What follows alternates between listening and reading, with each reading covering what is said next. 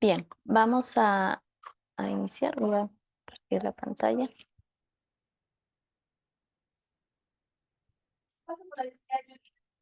A ver, un momento.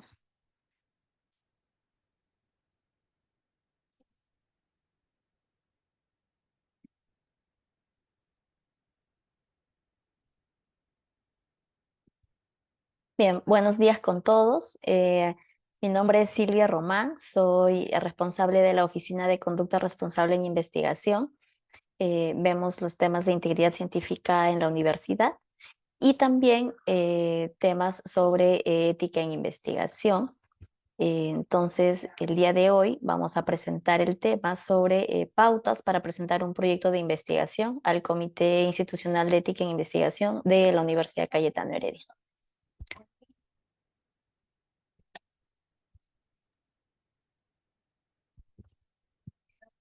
Bien, quería empezar comentándoles que para iniciar este proceso de presentación del proyecto de investigación al Comité de Ética, es importante realizar, el primer paso es el registro en la plataforma del CIDISI.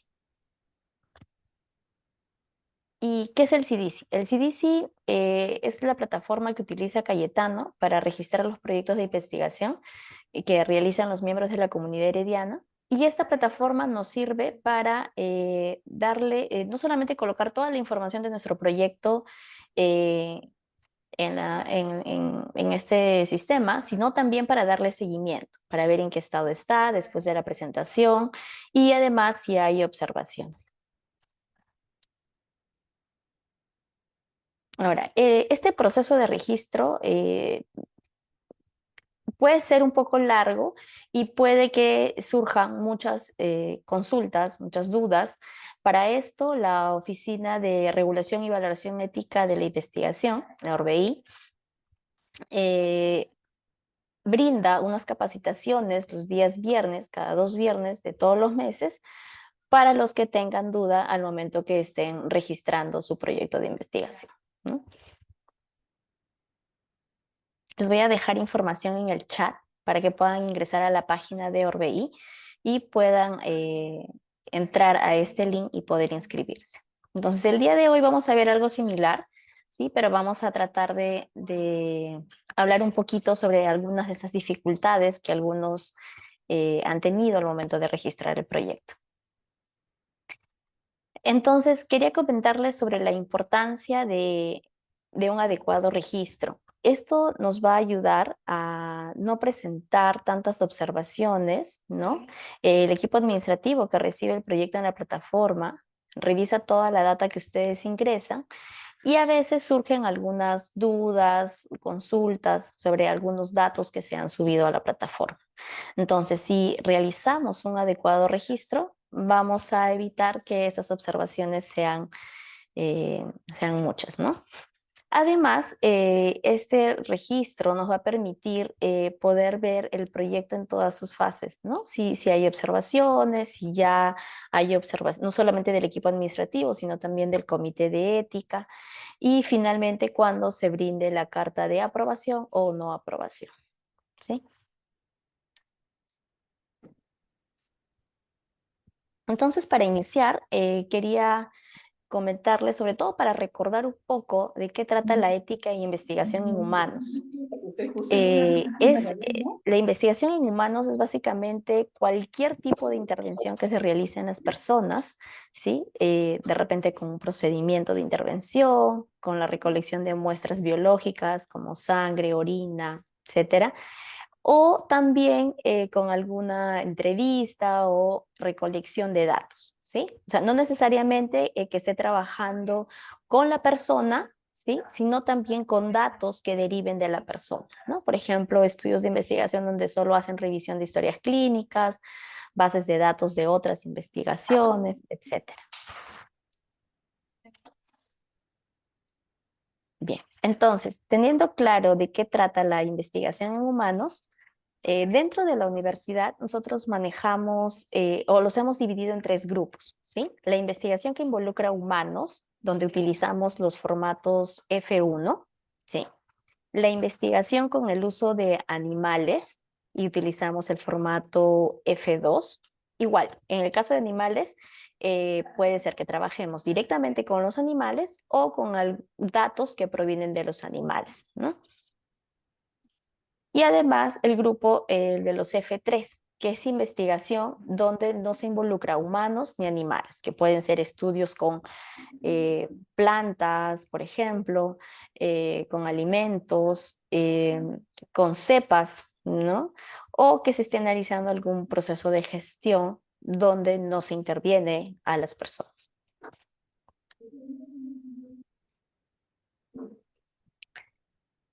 Bien, entonces, para empezar este registro en la plataforma CDC, tenemos que haber recibido este mensaje, ¿no? Donde nos indican que la unidad de gestión o la facultad a la que pertenecemos ya aprobó el proyecto, ¿sí? Para que sea luego subido al comité de ética.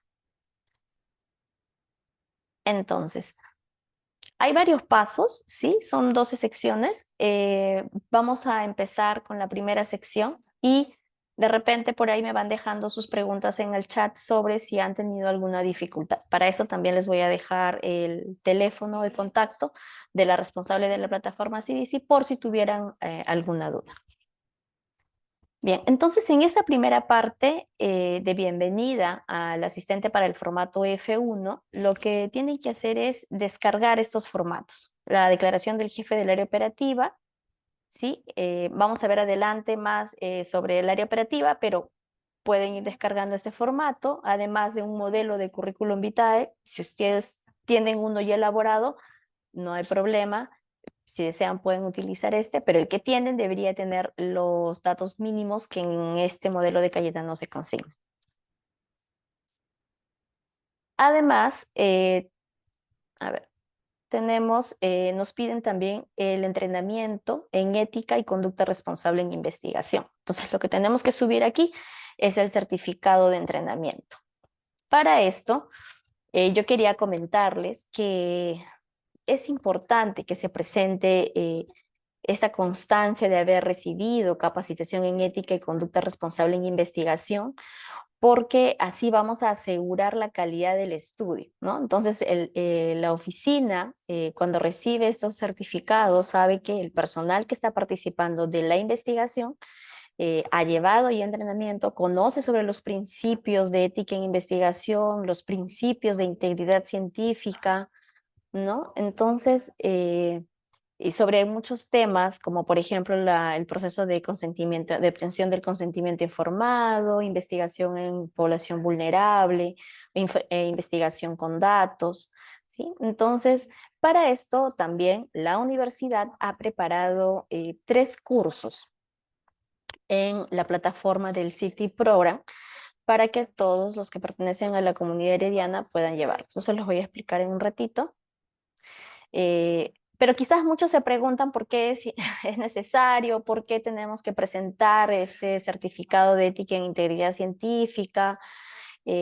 No es algo que se nos haya ocurrido de la noche a la mañana, sino que muchas instituciones a nivel nacional e internacional solicitan esto como un requisito básico en todo investigador, ¿no? Por ejemplo, para aquellos que realizan ensayos clínicos, el reglamento de ensayos clínicos del Instituto Nacional de Salud, en el artículo 67 les pide una copia de los documentos que acrediten capacitación en buenas prácticas clínicas y ética en investigación en seres humanos.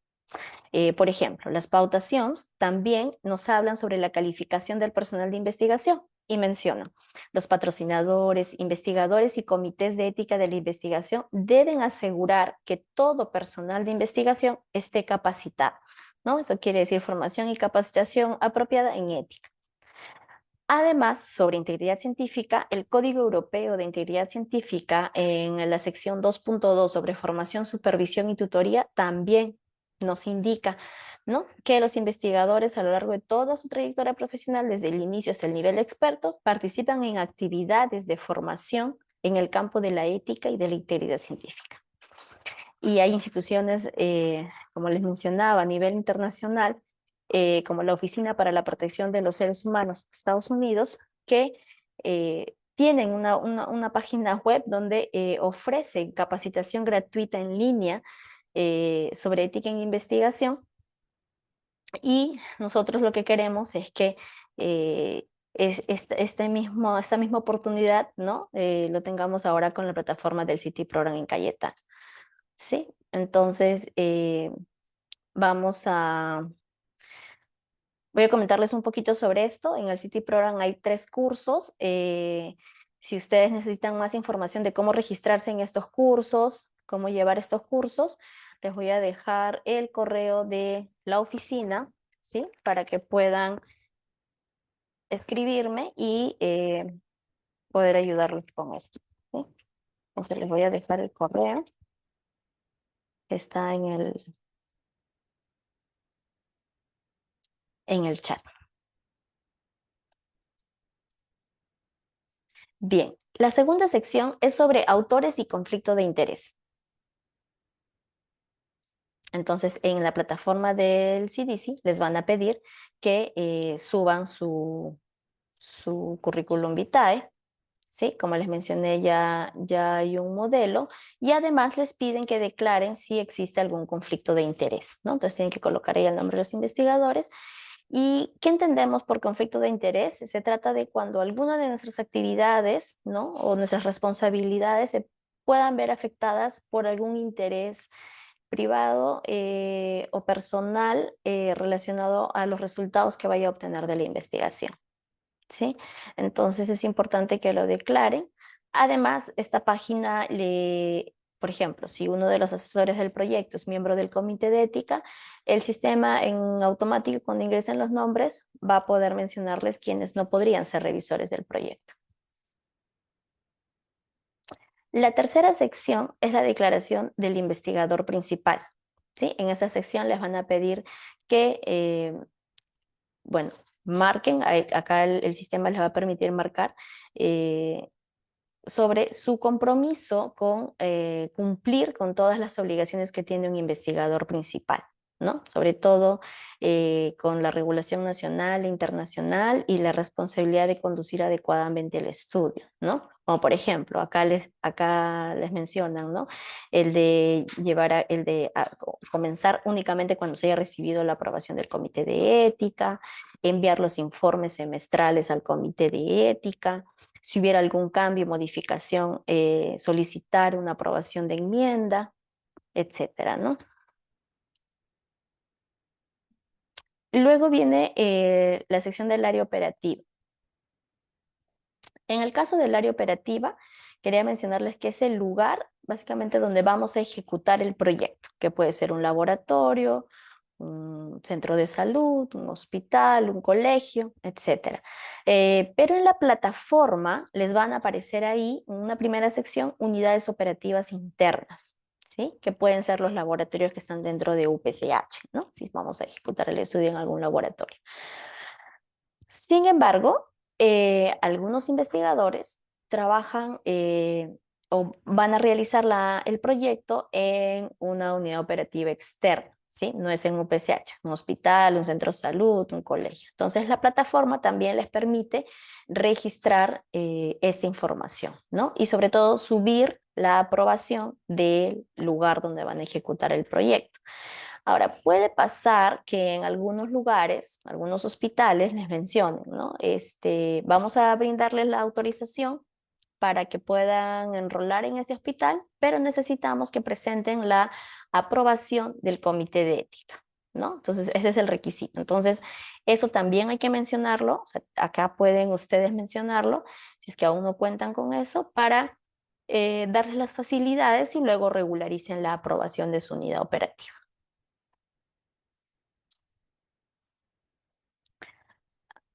A ver. Luego tenemos la aprobación de la unidad de gestión, que puede ser la facultad a la que pertenezco, al instituto al que pertenezco, ¿no? Dentro del Cayetano. Y básicamente van a aparecer los datos, ya, o sea, esta sección ya está como prerellena porque al inicio ingresaron esta data y la facultad les dio la aprobación. Entonces, solo tendrían que verificar acá que efectivamente la data sea correcta, ¿no? Si es para generar grado académico o sin grado académico. Luego tenemos la sección de la declaración financiera. En esta sección hay que subir nuestro presupuesto del estudio, ¿sí? Entonces acá les va a permitir adjuntar el documento. Luego tenemos una sección de revisión por otras oficinas. ¿Qué significa esto? Que a veces nuestro proyecto podría tener, por ejemplo, un componente de propiedad intelectual. Entonces, este debería de ser protegido. Si detectamos algo así en el proyecto, la oficina lo que va a hacer es derivarlo a la oficina de propiedad intelectual dentro del vicerrectorado. Entonces, se van a comunicar con el investigador para ver los detalles de esto, ¿no? También tenemos a la Oficina de Transferencia Tecnológica y Vinculación Empresarial. Esto es básicamente cuando en el proyecto se pretende enviar o hacer transferencia de muestras o datos a otras instituciones. Si se detecta esto, estamos en coordinación con esta oficina, ¿sí? Y luego tenemos la Oficina de Bioseguridad. Esto quiere decir que si el proyecto dentro de sus actividades plantea la manipulación de algún agente biológico de un riesgo, ¿no? Hay unas categorías de riesgo y que se detectan al momento de la revisión, van a ser derivadas también con el responsable de la Oficina de Bioseguridad, ¿no? Para que pueda comunicarse con el investigador y los pueda orientar en cuanto a sus procedimientos. Luego tenemos esta sección de aplicación básica, que es la sección un poco más larga, pero es la sección en la que vamos a subir toda la data de nuestro proyecto de investigación, ¿sí? Bueno, en esta sección tienen que colocar todo lo que se les solicita, todos los datos que se les solicita para la evaluación del componente ético, ¿sí? Bien, hay una sección donde les piden colocar la categoría de revisión. Los proyectos cuando llegan a la oficina de Orbei son categorizados en tres. Tenemos los proyectos sin riesgo, ¿sí? Que pueden o no tener consentimiento informado o implican un riesgo nulo, como por ejemplo un protocolo donde solo hacen revisión de data, ¿sí? Y este tipo de proyectos no ingresa a una sesión del comité, ¿sí? Solo lo revisan en la Oficina de Regulación y Valoración Ética. Luego tenemos los proyectos de riesgo mínimo, cuando sí hay un riesgo mínimo, pero hay, y es revisada por un miembro del comité de ética, ¿no? No ingresa a sesión, se le deriva a este miembro, bueno, que tenga también la experticia, ¿no? O esté en este campo de investigación, entonces se le envía para que pueda realizar la revisión y enviar sus observaciones para que éstas finalmente lleguen al investigador, todo a través de la plataforma CDC. Y luego tenemos las de riesgo mayor, cuando estos proyectos sí tienen un riesgo mayor al mínimo, que pueden ser estudios experimentales, ensayos clínicos, estudios que trabajen con población vulnerable, etcétera, ¿no? Estos proyectos sí deben ingresar a sesión, es presentado por uno o dos miembros del comité, se debate y finalmente emiten una comunicación al investigador con las observaciones del proyecto. La gran pregunta es, ¿cuánto tiempo puede demorar, ¿no? en la revisión? Bueno, para aquellos proyectos sin riesgo, el promedio es de 5 días hábiles, ¿sí? Entre 5 a 10 días, vamos a poner. Y los de riesgo mínimo, un tiempo aproximado de 15 días. Y para los proyectos de riesgo mayor, el promedio es de 45 días. Y esto es porque las observaciones que salen va a depender mucho de la categoría. Puede salir como diferido con observaciones, aprobado con observaciones, que son categorías que les va a poner el comité, pero tienen que ser subsanadas y luego la mayoría de los casos tienen que volver a ingresar a una sesión para ser revisadas, ¿no? Entonces, esta revisión prolongada hace que, bueno, el tiempo sea mayor. Les quería presentar algunos desafíos que presenta el Comité de Ética durante la revisión de los proyectos y hay muchos en realidad, pero vamos a tocar 4 puntos importantes. Uno de ellos es la metodología. Cuando hablamos de metodología eh, es porque muchos investigadores, lo hemos escuchado, eh, creen que los comités de ética solo deben observar los aspectos éticos del estudio y no observar algunos aspectos metodológicos del estudio. Pero hay dentro del comité se dice que la investigación, ¿no? Si no está bien realizada y bien elaborada, ¿sí? Si no tiene este principio de validez científica, entonces no sería ético llevarlo a cabo, ¿no? Porque uno gastaría recursos, este, perdería tiempo, imagínense, enrolar a los pacientes y que de repente el tamaño del cálculo menstrual no haya sido bien realizado, etcétera. Muchas cuestiones metodológicas que podrían estar mal y que eso hacen que el proyecto pues no tenga sentido de ser, ¿no? De llevarse a cabo. Entonces el comité va a hacer observaciones sobre cuestiones metodológicas, ¿sí?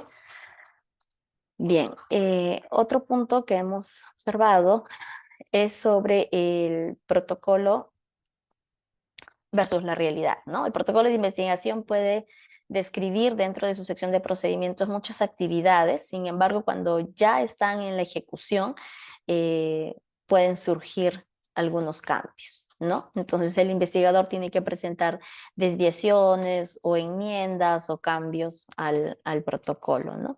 Entonces el comité de ética tiene que prestar atención a estos casos porque si bien es cierto, el comité de ética aprueba el protocolo de investigación, aprueba lo que está escrito, ¿no es cierto? Lo que dice el protocolo. Sin embargo, pueden ocurrir otras cosas cuando ya están en ejecución.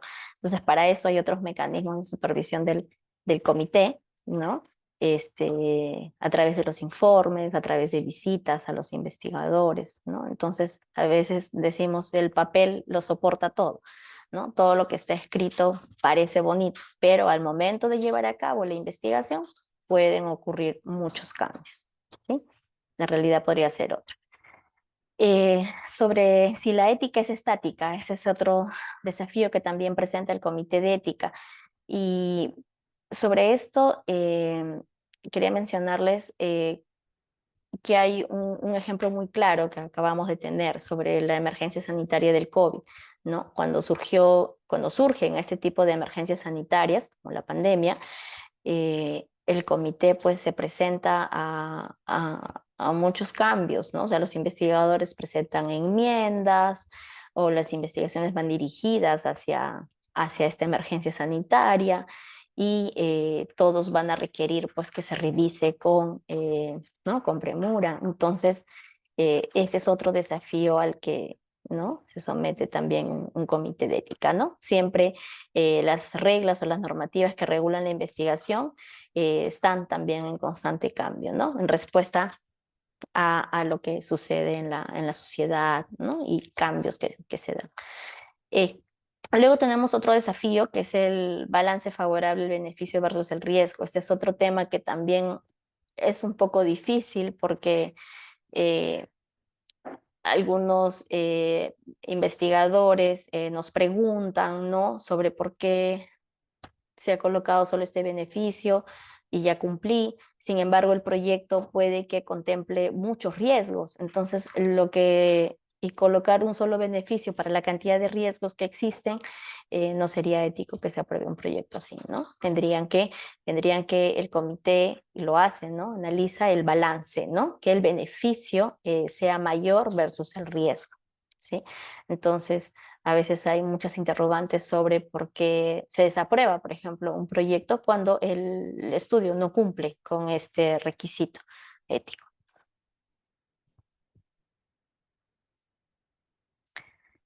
Dentro del registro en la plataforma CICI también les van a pedir algunos datos sobre a quién enviar las consultas, ¿no? El contacto de correspondencia. Entonces ahí pueden colocar el nombre del investigador principal o el nombre del coordinador del proyecto, ¿no? Algunos estudios manejan coordinadores de estudio.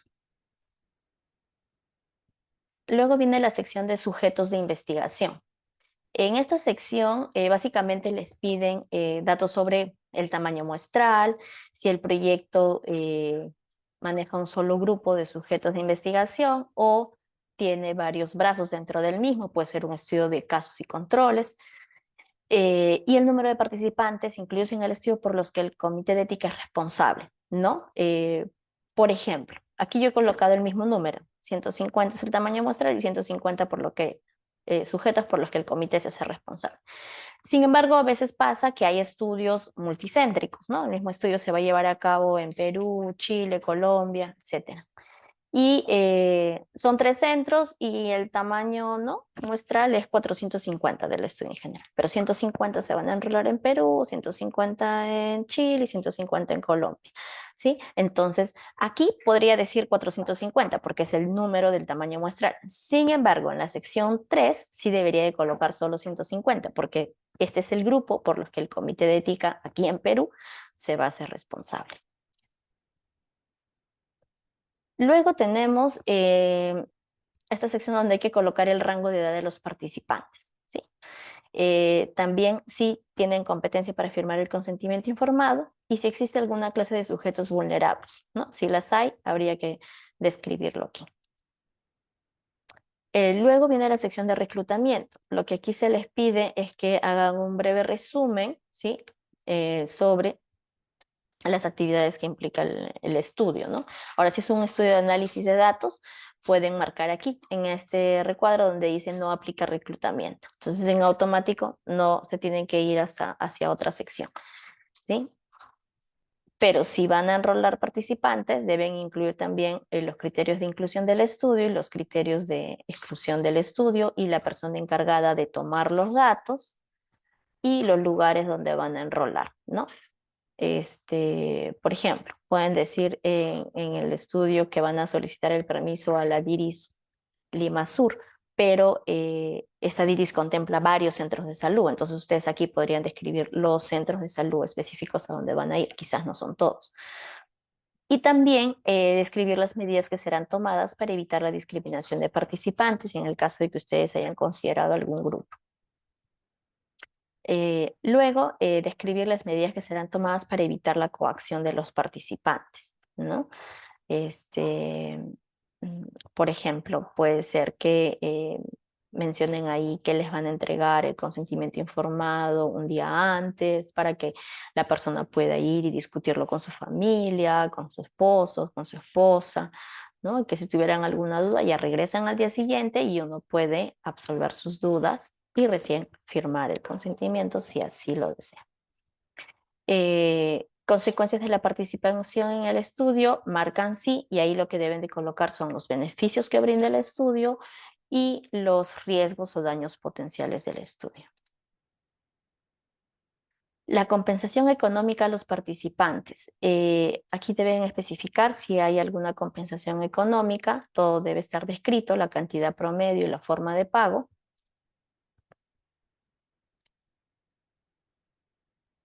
Y aquí quería detenerme un poquito para que se entienda. A veces, bueno, antes, ¿sí?, se usaba el término de incentivo económico. Entonces, esto fue cambiado. Por ejemplo, ustedes pueden tener acceso a los modelos de consentimiento informado de Cayetano y ustedes van a encontrar que en el consentimiento dice compensación económica, ¿sí? Ya no utilizamos el término incentivo, no estamos incentivando para que participen y ya no se debería de entregar dinero, sino en la compensación podría ser, por ejemplo, porque el paciente fue específicamente ese día al centro de salud para la entrevista con el investigador y realizó algunos gastos para su transporte, entonces el investigador podría devolverle el monto que ha gastado o podría facilitarle una tarjeta de transporte o un gift card, o un vale de alimentos, etcétera, ¿no? O si voy a tomarle una muestra de sangre en la mañana y sé que tiene que venir en ayunas, entonces le tomo la muestra de sangre para el estudio y luego le puedo brindar un refrigerio, ¿no? Entonces hablamos de compensación, ¿sí? Eh, y aquí les preguntan si los sujetos de investigación deben pagar por algún procedimiento. Solamente es no, no deberían de pagar. Y en informe de avance a los participantes, les van a preguntar si ustedes van a realizar algún informe periódico, por ejemplo, si van a realizar algún análisis de laboratorio y tienen que y el paciente necesita también ese resultado de repente para su atención rutinaria en el hospital, entonces podrían describir eso, ¿no? Eh, Les preguntan si van a realizar un informe final. En algunos casos no, en la mayoría de los casos no les realizan un informe final, sino es el resultado del estudio, pero eso ya es totalmente diferente porque eso puede ser la publicación, pues, ¿no? La publicación a través de un artículo, ¿no? Entonces acá en informe al público, sí, ¿no? La información será accesible públicamente al final del mismo, marcan sí, y aquí podrían colocar, ¿no? Se realizará un artículo científico o la tesis estará en el repositorio de la universidad. Bien, esta sección es la de confidencialidad. A ver.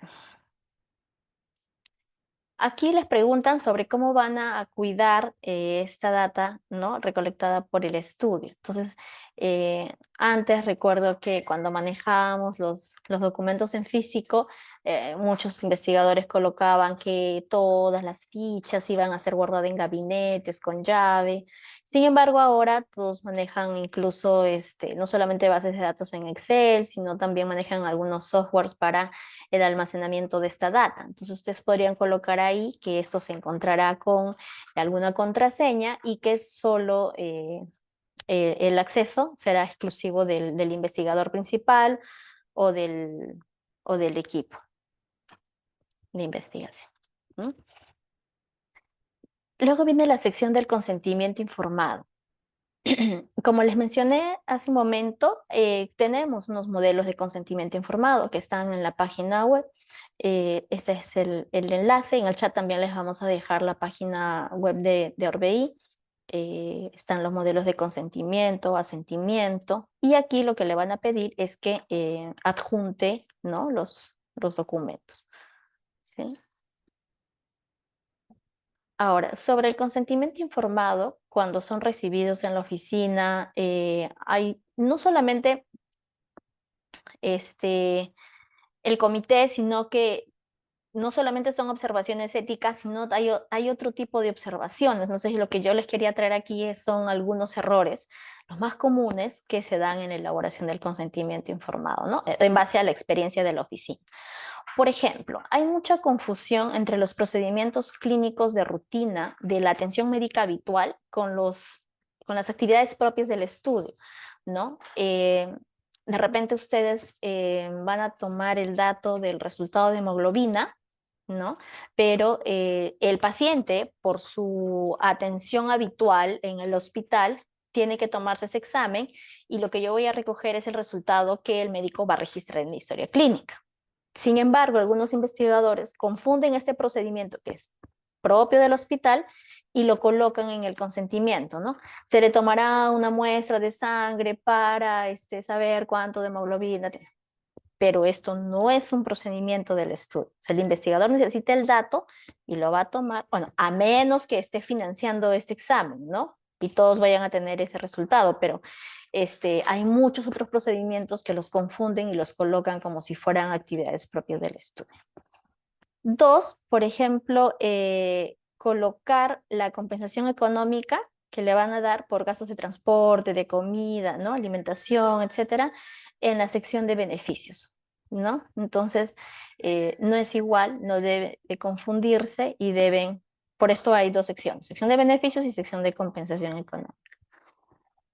Tenemos luego otro error que es utilizar el mismo consentimiento para el almacenamiento futuro de muestras, ¿no? Cuando, por ejemplo, queremos tener un banco de datos, un banco de muestras biológicas y utilizamos en el mismo consentimiento una sección donde dice vamos a guardar las muestras eh, por 10 años, 20 años. Entonces, claro, algunos podrían guardarlo para la misma línea de investigación que estén realizando, pero algunos desean hacer un banco de muestras. En esos casos sí deben utilizar el consentimiento informado amplio, ¿sí? En las pautas SIOMS hay un mayor detalle sobre esto y el consentimiento que deben usar para un almacenamiento futuro debe estar mucho más detallado y contener otras especificaciones sobre este almacenamiento.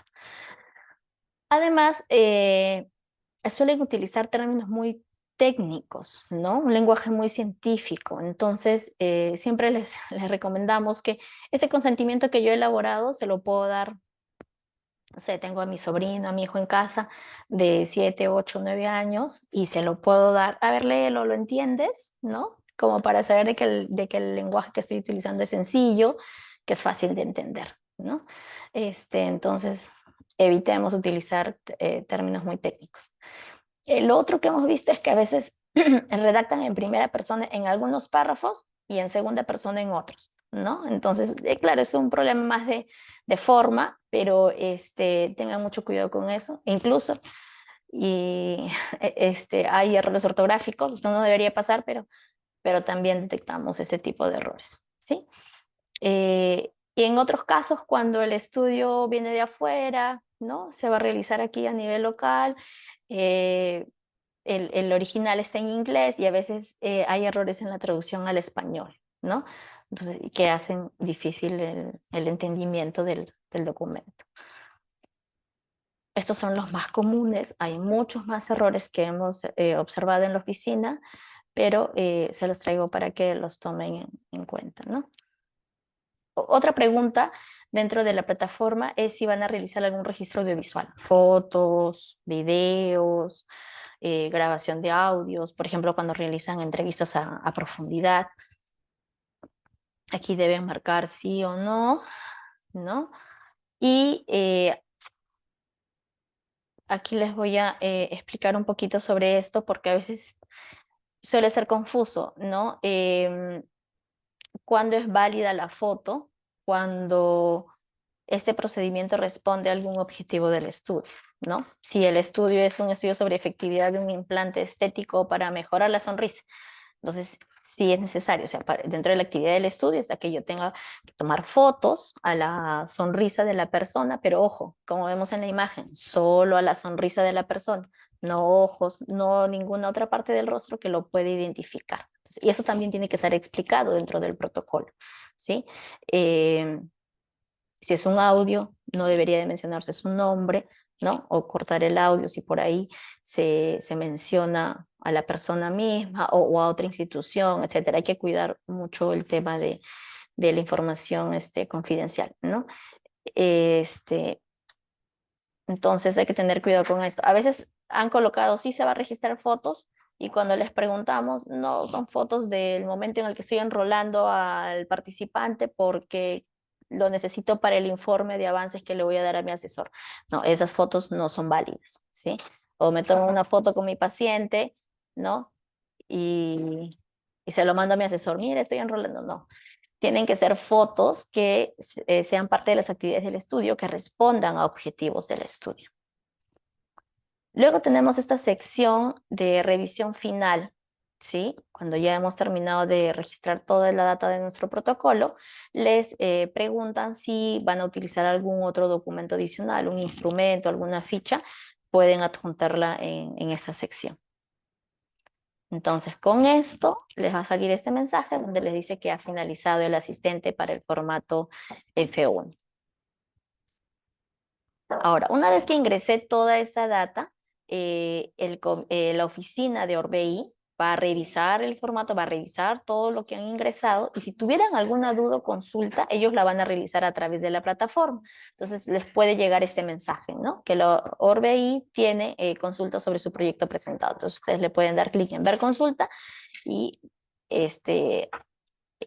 absolverlas. No son observaciones del comité de ética, ojo, son observaciones o dudas sobre la data que usted ha ingresado a la plataforma, ¿sí? Y en este registro que realizamos en la plataforma CDC, la oficina observa también algunas faltas éticas muy comunes, ¿sí? Como por ejemplo, llega el protocolo y está redactado en pasado, o sea, se realizó, se se tomaron datos de la historia clínica, ¿no? Porque debe ser, se tomarán datos de la historia clínica en futuro, todo debería estar redactado en futuro. Sin embargo, incluso algunos ya adjuntan resultados. Entonces, esta es una falta ética muy común, ¿no? Realizar el proyecto de investigación sin haber obtenido la aprobación del comité de ética. O, por ejemplo, realizar una prueba piloto, ¿no? Que es como a ejecutar el estudio, chiquito, pero es igual, están ejecutando el estudio. Entonces, no debería realizarse, ¿no? Que es diferente a una prueba de juicio de expertos, ¿sí? Y segundo, que hay muchas demoras en la renovación de la aprobación del proyecto de investigación. Cuando ustedes reciben la carta de aprobación, en ese documento les mencionan por cuánto tiempo se les está aprobando el protocolo, ¿sí? Usualmente en los proyectos de revisión parcial o completa, ¿no? Los de riesgo mínimo o mayor al mínimo, se les da la aprobación por un año. Si todavía no terminan la investigación y ya están pronto a cumplirse el año, lo que tienen que hacer es enviar una solicitud de renovación al comité, ¿no? ¿Qué pasa si no renuevo? ¿No? Me olvidé y durante ese mes que no tenía aprobación vigente del comité de ética estuve enrolando. Entonces, esa data que se ha recolectado lamentablemente no va a poder ser usada para el análisis final en el estudio, ¿sí? Porque durante ese tiempo no tenía aprobación del comité de ética. Entonces hay que estar pendientes de cuándo toca la renovación, ¿sí? Bien, aquí les quería dejar los datos de contacto de la oficina, pero como les mencioné en el chat también les vamos a dejar el link de la página web para que puedan ingresar. Y con eso hemos concluido las ponencias y ahora sí nos